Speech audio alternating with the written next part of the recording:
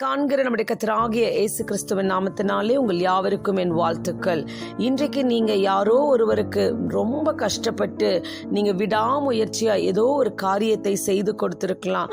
ஆனா அவங்க நீங்க செய்த அந்த ஹார்ட் ஒர்க்கை மறந்து உங்களுக்கு எந்த ரிவார்டும் தராம இருக்காங்களா? உங்களுக்கு அதுக்குண்டான பிரதிபலன் வரலையா? மிகுந்த வேதனையோடு இருக்கிறீங்களா? இன்றைக்கு நான் உங்களுக்கு சொல்கிறேன், மத்தேயு 6:18 வசனம் சொல்கிறது, அந்தரங்கத்தில் பார்க்கிற உன் பிதா உனக்கு வெளிரங்கமாய் பலன் அளிப்பார். மனிதர் உங்களுக்கு பலன் அளிக்காம இருக்கலாங்க, நிச்சயமா ஏசப்பா உங்களுக்கு அதற்குண்டான ரிவார்டை தருவார். ஏன்னு பார்த்தீங்கன்னா, அவர் உங்களைய அவர் நீதியின் வலக்கரத்தினால் தாங்குகிறார் அப்படிங்கிற வசனம் இருக்குதுங்க. உன் கை செய்யும் வேலையிலெல்லாம் உன் தேவனாகிய கர்த்தர் உன்னை ஆசிர்வதிப்பார். சகல பிரயாசனத்தினாலும் பிரயோஜனம் உண்டு. கர்த்தருடைய செட்டைகளின் கீழ் அடைக்கலமாய் வந்த உனக்கு அவராலே நிறைவான பலன் வரும். நீங்க செஞ்ச கஷ்டத்துக்கு உண்டான பலன் ஏசப்பா நிச்சயம் தருவார். உன் செய்கைக்கு தக்க பலனை கர்த்தர் உனக்கு கட்டளையிடுவாராக. செய்யும்படி உனக்கு கைக்கு நேரிடுகிறது எதுவோ அதை உன் பலத்தோடு செய். நீங்க செய்யறத நீங்க பாட்டுக்கு செய்யுங்க. ஆனா மனுஷர்கள் அதற்குண்டான ஆசீர்வாதத்தை உங்களுக்கு தரலனாலும் தேவன் தடைப்பட்ட ஆசீர்வாதத்தை நிச்சயமாய் உங்களுக்கு தருவார்.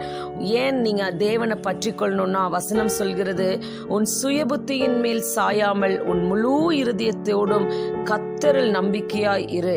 நீ அவர்களுக்கு பயப்பட வேண்டாம், உன்னை காக்கும்படிக்கு நான் உன்னுடனே இருக்கிறேன் ஆண்டவர் சொல்கிறார். நீங்க சொல்லி ஜெபிக்க வேண்டிய வசனங்கள் என்ன அப்படின்னு பார்த்தா, நீங்க ஏசப்பா கிட்ட சொல்லி ஜெபிங்க. தேவன் என் பட்சத்தில் இருக்கிறார் என்பதை அறிவேன். நான் உம்மை நோக்கி கூப்பிடும் நாளில் என் சத்துருக்கள் பின்னிட்டு திரும்புவார்கள். தேவன் என் பட்சத்தில் இருக்கிறார். என் கண்மலையும் என் மீட்பருமாகிய கர்த்தாவே, என் வாயின் வார்த்தைகளும் என் இருதயத்தின் தியானமும் உம் சமூகத்தில் பிரீத்தியாய் இருப்பதாக. என் கால் சறுக்குகிறது என்று நான் சொல்லும் பொழுது, கர்த்தாவே உமது கிருபை என்னை தாங்கட்டும். நானும் நீங்களும் நிர்மூலமாகாமல் இருப்பது கர்த்தருடைய கிருபை.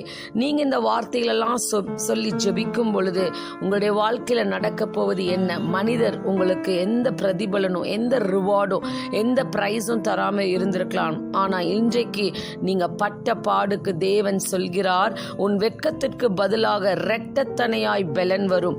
விடியக்கால வெளுப்பை போல உன் வெளிச்சம் எழும்பி உன் சுக வாழ்வு சீக்கிரத்தில் துளிர்த்து செல்லும் அப்படின்னு சொல்றாருங்க. கர்த்தருடைய செட்டைகளின் கீழ் அடைக்கலமாய் வந்த உனக்கு அவராலே நிறைவான பலன் கிடைக்கும். எனக்கு குறித்திருக்கிறதை அவர் நிறைவேற்றுவார்னு உறுதியாய் சொல்லுங்க. ஏனென்றால் கூப்பிடுகிற எளியவனையும் உதவியற்ற சிறுமையானவனையும் அவர் விடுவிப்பார். கர்த்தர் உங்களுக்காக யுத்தம் பண்ணுவார், நீங்கள் சும்மா இருப்பீர்கள். கர்த்தர் நித்தமும் உங்களை நடத்துவார். இப்ப நம்ம ஒரு நிமிடம் ஜெபிக்கலாம். ஏசப்பா, இந்த வீடியோவை பார்த்து கேட்டுட்டு இருக்கிற நம்முடைய பிள்ளைகளுக்காக ஜெபிக்கிறேன். ஆண்டவரே, இவங்க எவ்வளவோ கஷ்டப்பட்டு ஏதோ ஒரு காரியத்துல ராஜா இவங்க ரொம்ப ஹார்ட் ஒர்க் பண்ணி அதற்குண்டான இவங்களுக்கு கிடைக்க வேண்டியது கிடைக்காம இருந்தா தேவன் தாமே இப்பொழுதே அந்த ரிவார்டை இவங்களுக்கு கட்டளையிடுங்க சுவாமி. இவங்களுடைய எல்லா ஹார்ட் ஒர்க்குக்கும் தேவன் பதில் தாங்க. ஆண்டவரே, நாங்கள் இந்த வேதத்தில் வாசித்தது போல நீர் இவர்களுக்கு குறித்ததை நிறைவேற்றுவீராக. உங்களுடைய செட்டைகளின் கீழ் இவங்களுக்கு பலன் உண்டாகட்டும். இரட்டத்தனையாய் அந்த வந்து இவங்க கிட்ட சேரட்டும். இவங்களையும் இவங்க குடும்பத்தையும் நீங்க ஆசீர்வதிங்க. இரட்சகரும் மீட்பருமாய் இருக்கிற இயேசுவின் நாமத்தில் ஜெபிக்கிறேன், ஆமென்.